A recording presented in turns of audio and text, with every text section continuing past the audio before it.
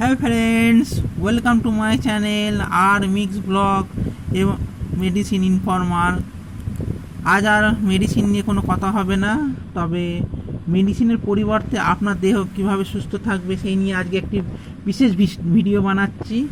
তারই সবিস্তারে আপনাদের তুলে ধরবো। স্ক্রিনে আপনারা নিশ্চয়ই চিনতে পারছেন এটা কী জিনিস। হ্যাঁ, আপনারা সবাই ঠিকই ধরেছেন, এটা হচ্ছে কলা। এই কলা না হলে পারে আমাদের বাঙালির কিছুই সম্ভব হয় না, কিন্তু এই কলাকে লোকে ঘৃণা করে। তবে পশ্চিমবঙ্গে যেসব কলাগুলো পাওয়া যায় তার মধ্যে হচ্ছে কাঁঠালি কলা, চাঁপা কলা, সিঙ্গাপুরি কলা আর কাঁচকলা। আমরা কাঁচকলাটা তরকারি হিসাবে খাই, কিন্তু সিঙ্গাপুরি, কাঁঠালি এবং চাঁপা কলাটা আমরা পাকিয়ে খাওয়া হয়। তা আমরা এখানে একটি চাঁপা কলা নিয়ে ভিডিও করছি। এই যে দেখতে পাচ্ছেন চাঁপা কলা, চাঁপা কলার কালারটা দারুণ হয়েছে।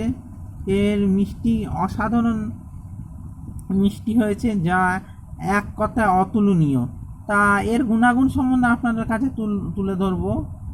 তা এই চাঁপা কলা বা যে কোনো পাকা কলা আপনি যদি খান, তাহলে এর মধ্যে কী কী আছে তা বলছি।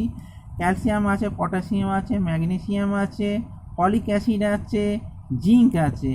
আশা করি আপনারা জানেন যে এইসব ভিটামিন বা মিনারেলগুলো আমাদের দেহের কী কী উপকার করে থাকে, তবু একবার বলে দিচ্ছি।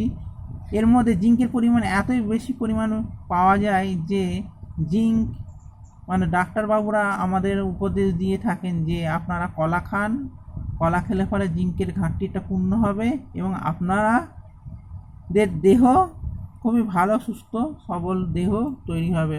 জিঙ্ক আমাদের দেহের মাংসপেশি বা তন্তু গঠন করতে সাহায্য করে। এই কাঁঠালি কলার বা চাঁপা কলা বা সিঙ্গাপুরি কলার গুণ হচ্ছে, এটি যদি আপনি দুধ দিয়ে মিশিয়ে খান তাহলে আপনার দেহে অত্যাধিক পুষ্টি সাধিত হবে এবং এক সপ্তাহ বা এক মাসের মধ্যে আপনার দেহ আস্তে আস্তে মোটা হতে থাকবে। আর এর ভেতরে যেসব পদার্থ আরও অন্যান্য কিছু আছে তার সম্বন্ধে আর কিছু আমি বললাম না। জিঙ্কটা নিয়েই আপনাদের সামনে আলোচনা করলাম, কারণ পাকা কলাতে প্রচুর পরিমাণে জিঙ্কের উপস্থিতি লক্ষ্য করা যায়।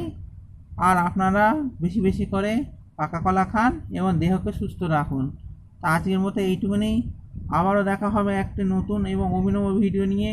ততক্ষণের জন্য আপনার বন্ধুকে বিদায় দিন। আবার দেখা হচ্ছে একটি নতুন ভিডিওতে। ধন্যবাদ।